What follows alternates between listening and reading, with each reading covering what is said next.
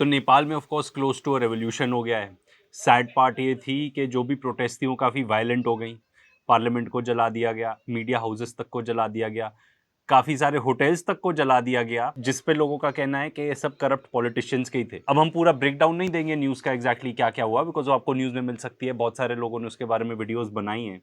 But ultimately जो वहाँ के प्राइम मिनिस्टर थे उनको भी रेजिग्नेशन देना ही पड़ा। हमारा तो पर्पस बनाने का वीडियो ये है, ट्राई टू अंडरस्टैंड क्या ये रेजीम चेंज ऑपरेशन था यूनाइटेड स्टेट्स ऑफ अमेरिका का, क्योंकि गोदी मीडिया और बहुत सारे कंटेंट क्रिएटर्स इसी टाइप की रिपोर्टिंग कर रहे हैं कि हाँ ये तो रेजीम चेंज था ही था। तो एक चीज बताई जा रही है खासतौर पे इंडिया में कि जो पशुपतिनाथ टेम्पल था उसको भी अटैक किया गया था। ये जो पर्टिकुलर वीडियो है ये उसमें दिखाया गया, ये ऑलरेडी फैक्ट चेक हो चुका है। वो जो पर्टिकुलर वीडियो आया भी है एक्चुअली वो भी अटैक का तो लग नहीं रहा, उसमें ये बताया गया है कि ये वीडियो तब का था ही नहीं। तो ये जो पर्टिकुलर वीडियो है ये है 14 जुलाई 2025 का, अभी का तो बिल्कुल भी नहीं है। तो लोगों का ये कहना है कि भाई अगर मान लो एक्चुअल प्रोटेस्ट होती तो जाके टेम्पल्स को क्यों आप टारगेट कर रहे हो, तो ये टेम्पल को टारगेट नहीं किया गया था, फैक्ट चेक कर दिया गया है। एक और चीज बताई जा रही है कि जो पुलिस ऑफिसर था जिसने ऑर्डर किया था वो शूटिंग के लिए, जिससे जो एक्चुअली ट्रिगर पॉइंट बन गया पूरे प्रोटेस्ट का, वो एक्चुअली अपनी फैमिली को लेके ऑलरेडी शिफ्ट हो चुका था। कोई भी इसका सोर्स नहीं है इस पर्टिकुलर न्यूज़ रिपोर्ट का, ये तो लोगों को कंटेंट बनाना है,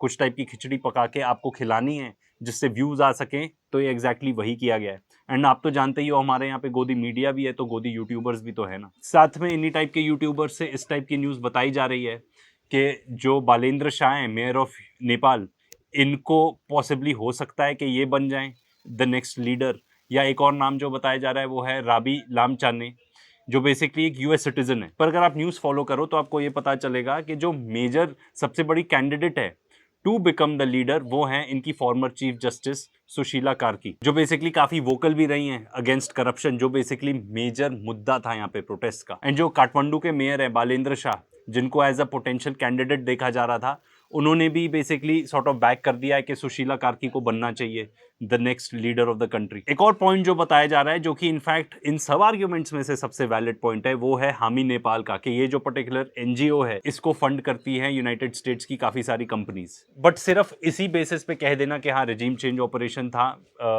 मतलब ये एड अप नहीं करता। एंड देखो ये बात तो हम जानते ही हैं कि यूएसएआईडी एंड ये जो एनजीओज बहुत सारे जिसको United States of America fund करता है, वो काफ़ी हद तक इसी पर्पस के लिए यूज़ की जाती है कि भाई किसी तरीके से एक्टिविस्ट को ट्रेन किया जा सके, फंड किया जा सके, ताकि अगर ऐसी कुछ अपराइजिंग क्रिएट करनी पड़े तो की जाए। एंड ऑफ कोर्स हमारी जो गोदी मीडिया एंड जो गोदी यूट्यूबर्स हैं वो इस चीज़ से तो बाज नहीं आएंगे कि ये कंस्पिरेसी अगेंस्ट इंडिया है।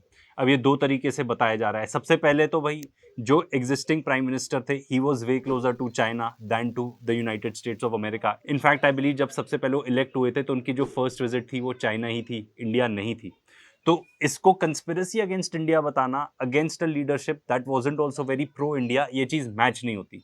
तो इन्होंने क्या किया, अब ये बताया जा रहा है कि भाई इंडिया को आसपास पूरा घेरा जा रहा है, आसपास पूरे प्रो यूनाइटेड स्टेट्स के एस्टेब्लिशमेंट बनाए जा रहे हैं, इसीलिए ये सब किया जा रहा है। इनफैक्ट ये पार्ट पूरा एडअप भी नहीं हो रहा, क्योंकि अगर आप इन कंट्रीज को देखो, जैसे फॉर एग्जांपल बांग्लादेश है, तो that is more pro China one would say. अगर आप पाकिस्तान की बात करो तो वो 80% ऑफ मिलिट्री हार्डवेयर तो चाइना से लेता है। एंड ऑपरेशन सिंदूर के दौरान चाइना ने पूरा पहले ही डिक्लेयर कर दिया था हम सपोर्ट करेंगे, एंड किया भी। इसके बारे में तो हमने कितने सारे वीडियोस बनाए, उसको चेकआउट कर सकते हो। साथ में यूएसए का हाथ बताने के लिए ये भी बताया जा रहा है कि पाकिस्तान में इमरान खान को जब बाहर किया था तो वो भी यूनाइटेड स्टेट्स ऑफ अमेरिका ने किया था। अरे भाई अगर आप पाकिस्तान की बात करो तो उनकी डिप्लोमेसी तो ऐसी ही चलती है कि वो प्रो चाइना है या प्रो यूएसए है, वो खुद भी ना बता पाए आपको।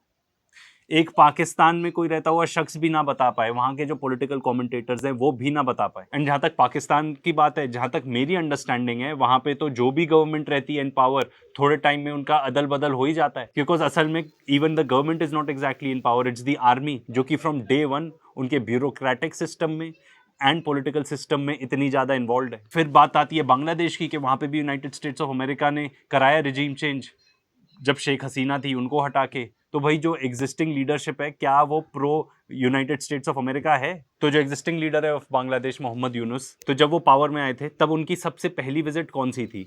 चाइना में थी। तो अब क्या नैरेटिव चेंज करोगे और बोलोगे कि चाइना ने कराया रिजीम चेंज? तो ये काफी सारे लोग जो पर्टिकुलर थ्योरी दे रहे हैं कि यूएसए ने कराया रिजीम चेंज, मतलब ये कहीं से सर पैर नहीं मैच हो रहा है इस चीज का, क्योंकि जो भी लीडर्स आए हैं आप उनको नहीं कह सकते कि वो definitely pro United States of America हैं। मैं उन लीडर्स की बात कर रहा हूँ जो हमारे नेबरिंग कंट्रीज को चला रहे हैं या वो प्रो चाइना है। इनसे पूछो कि क्यों किया जा रहा है, क्योंकि यूनाइटेड स्टेट्स इंडिया को इनसर्कल करना चाहता है, वो इंडिया को कंटेन करना चाहते हैं क्योंकि इंडिया का जीडीपी इतना बढ़ रहा है। अरे यार, एक तो जीडीपी की सिर्फ बात मत किया करो प्लीज, जब आप इंडियन इकोनॉमी के बारे में बात करो। हमारे यहाँ पे 80 करोड़ लोग हैं जिनको सरकार को अनाज देना पड़ता है, ठीक है, सबसे पहले तो हमारी इकोनॉमी इतनी भी अच्छी हो रही है ये भी मत बात करो। जीडीपी पर कैपिटा के बारे में बात करो तो आपको पता चल जाएगा इंडिया कहाँ है। एंड इंडिया तो हमेशा एज अ काउंटर बैलेंस रहा है अगेंस्ट चाइना। तो अगर आप कोई भी थ्योरी दो कि रेजीम चेंज कराया यूनाइटेड स्टेट्स ऑफ अमेरिका ने टू काउंटर चाइना, तो वो फिर भी समझ में आती है जो कुछ लोग दे रहे हैं। क्योंकि नेपाल के चाइना के साथ काफ़ी अच्छे रिलेशनशिप थे, वो चाइना के बेल्ट एंड रोड इनिशिएटिव का भी पार्ट थे। तो ये एक पर्टिकुलर पार्ट जो है इट मेक्स सेंस कि हाँ, यूनाइटेड स्टेट्स ऑफ अमेरिका ने इंस्टिगेट किया रेजिम चेंज। तो गाइज एक रिक्वेस्ट है, से हम पर्टिकुलर रिएक्शन वीडियोस होंगे उसको हम हमारे नए चैनल के रेटेड रिएक्ट्स पर डालेंगे, तो उसको जाके जरूर सब्सक्राइब कर लेना। इस पे भी ढेर सारी इन्फॉर्मेशन मिलेगी जैसे मेन चैनल पे मिलती है। पर आपको नेपाल की अगर आप हिस्ट्री देखो तो आप ये पाओगे कि वहां पे इतने ज्यादा उलटफेर हुए हैं, तो ये कुछ ऐसा नया नहीं है। 1951 की बात करें तो वहां पे राणा रेजिम होती थी, उसको हटा के एक कॉन्स्टिट्यूशनल मोनार्की बना दी गई। 1960 की बात करें तो वहां पे जो किंग महेंद्र थे उन्होंने एग्जिस्टिंग गवर्नमेंट को खत्म किया और एक पंचायत सिस्टम ले आए, which was basically a partyless non party political system.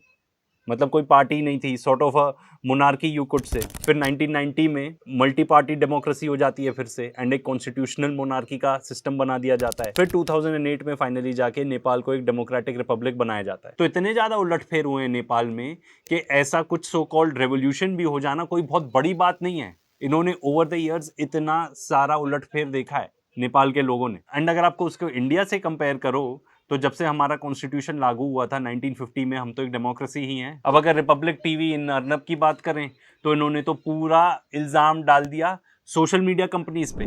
American social media companies saying we will not follow the rules of Nepal. We will do whatever we please. We will listen only to one man, and that man's name is Donald Trump. Ladies and gentlemen, when you see the images from Nepal, I will in a moment rerun the images of Donald Trump sitting with the tech bros. क्योंकि ये वाला narrative push करना चाहते हैं कि भाई America ने regime change कराया और इसलिए कराया क्योंकि वहां की जो सोशल मीडिया कंपनीज थी वो रूल्स नहीं फॉलो करना चाहती थी। एंड ऑफ कोर्स उसको इनको इंडिया से तो लिंक कर ही देना था। तो इसके बारे में भी हमने एक पूरा वीडियो बनाया, चेकआउट कर लेना कि प्रोपेगेंडा ही है। एंड इन्होंने और क्या क्या नहीं बोल दिया कि भाई ये सब किया जा रहा है ताकि चाइना को सबड्यू करा जा सके। एंड जो हमारे यहाँ सीए थे और फार्म लॉज थे वो भी एक प्रोडक्ट थे डीप स्टेट के, तो इंडिया में लिंक कर दिया कि इंडिया में भी रेजीम चेंज ऑपरेशन की कोशिश की जा चुकी है। भाई एक सिंपल क्वेश्चन है, अगर फार्म लॉज थे इंस्टिगेटेड बाय द सीआईए, तो जब गवर्नमेंट ने राइट स्टेप लिया एंड उनको वापस ले लिया उन फार्म लॉज को, तो फिर क्या क्या हुआ उसका? फिर लोग शांत हो गए ना कि ठीक है हमारी डिमांड्स मीट हो गई, अब हम वापस जा रहे हैं बैक टू वर्क। एक और चीज जो बताई जा रही है वो ये है कि जो फ्लैग यूज किया गया है नेपाल की प्रोटेस्ट में वो हर जगह यूज किया गया है, इंडोनेशिया में भी यूज किया गया है, पर एक्चुअली वो काफी जगह इस टाइप का पर्टिकुलर फ्लैग यूज किया गया है, नेपाल में, फिलीपींस में, फ्रांस में तक यूज किया गया है। तो क्या फ्रांस के अंदर United States of America regime change करवाना चाह रहा है? तो ये एक्सप्लेनेशन भी पूरी प्लॉजिबल नहीं है। इन सब बातों में गोदी मीडिया हो, गोदी यूट्यूबर्स हो या बहुत सारे और लोग हो यूट्यूब पे, वो मेन मुद्दा तो भूल ही गए कि भाई मेन मुद्दा है करप्शन। पिछले साल रिपोर्टेडली 7 से 8 लाख लोग, नौजवान जाते हैं, निकल जाते हैं नेपाल से क्योंकि वहां पे जॉब्स ही नहीं है ढंग के। तो वहां पे इतना ज्यादा करप्शन है। And I believe there was another corruption relating to purchase of Airbus aircrafts, जिसमें बोला जाता है कि $10 मिलियन का करप्शन था। तो ये सब चीजों को आप साइडलाइन नहीं कर सकते, ये नेपाल के लोगों की इंसल्ट होगी, वहां के यूथ की इंसल्ट होगी। अब देखो ये रेजिम चेंज ऑपरेशन था या नहीं, कोई भी आपको बता रहा है कि हाँ था फॉर दीज मेनी रीजंस, अपना कंटेंट बेचने की कोशिश कर रहा है। 100% तो किसी को भी नहीं पता, हम भी नहीं कह रहे कि था कि नहीं था, पर जो भी होगा हमको बाद में पता चलेगा। हमको तब पता चलेगा जब ये चीजें डिक्लासिफाई होंगी, हमको तब पता चलेगा जब जो भी नया लीडर आता है, when they get into power, तो वो किस टाइप का बिहेवियर रखते हैं, कौन लीडर इलेक्ट होता है किस टाइप का बिहेवियर रखता है, किस टाइप की पॉलिसीज होती है उनकी, प्रो यूएसए या प्रो चाइना या जो भी है। अगर मान लो आके कोई कह देता है सीधे बेल्ट एंड रोड इनिशिएटिव से हम बाहर ही निकल रहे हैं, तो ये एक बहुत बड़ा रेड फ्लैग होगा। अब एक और बहुत जो डिस्टर्बिंग चीज हमारे इंडियन सोशल मीडिया में हो रही है कि बहुत सारे लोग आके कॉल आउट कर रहे हैं कि भाई इंडिया में भी इस टाइप की प्रोटेस्ट होनी चाहिए, प्लीज डोंट। एंड मैं आपको बता दूं इंडिया में ऐसा होगा भी नहीं। नेपाल की पॉपुलेशन क्या है? अराउंड 3 करोड़। हमारी पॉपुलेशन कितनी है? ऑलमोस्ट 140-150 करोड़। हम बहुत ज़्यादा डाइवर्स हैं, हमारे यहाँ पे एथनिसिटी भी इतनी ज़्यादा है, हमारे यहाँ पे हर किसी के अपने ज़्यादा इश्यूज हैं। अब किसी को भी पकड़ लो, ठीक है, करप्शन हमारे देश में हमेशा से था, बहुत सारे देशों में, पूरी दुनिया में ही हमेशा से है। कभी भी लोग इतने ज़्यादा यूनाइट नहीं हो पाएंगे कि एक इशू को लेके सब आ जाएं सड़क पे, ना ऐसा होना चाहिए। हम एक डेमोक्रेटिक कंट्री है, जो भी होना चाहिए according to that particular law and order होना चाहिए। एंड उससे ज़्यादा हम ये रियलाइज करते हैं कि भाई देखो, एक इशू पूरे देश को यूनाइट करेगा नहीं। एंड अगर कुछ ऐसा होता है, कुछ भी इस टाइप की हरकत, इस टाइप की प्रोटेस्ट, तो वो कितना डेंजरस हो सकता है। एक तो इसकी गारंटी नहीं है, जैसे हम नेपाल में हो गया, एक फ्रैंकेनस्टाइन ही था ना जो बाहर निकल गया। इनिशियली जब प्रोटेस्ट हुई थी तो प्लान था ना नॉन वायलेंट रखने का, पर वो फ्रैंकेनस्टाइन बन के बाहर निकल आया। कितनी तबाही मच गई। तो कितनी तबाही मच सकती है देश में, कितना केओस हो सकता है, आप लोग इमेजिन भी नहीं कर सकते। इसीलिए इन सब चीज़ों के लिए बिल्कुल भी मत होप करो। सेकेंडली, हमें ये भी नहीं पता कि व्हाट विल कम आफ्टर, इसके बाद जो पर्टिकुलर सिचुएशन होती है वो क्या करंट सिचुएशन से बेटर होगी। इसीलिए बेस्ट ये है कि हम अपने डेमोक्रेटिक प्रोसेस पे रिलाई करें। एंड ये जितनी भी फेक न्यूज़ वगैरह है, ये सब, इस पे तो भरोसा मत ही करो प्लीज़।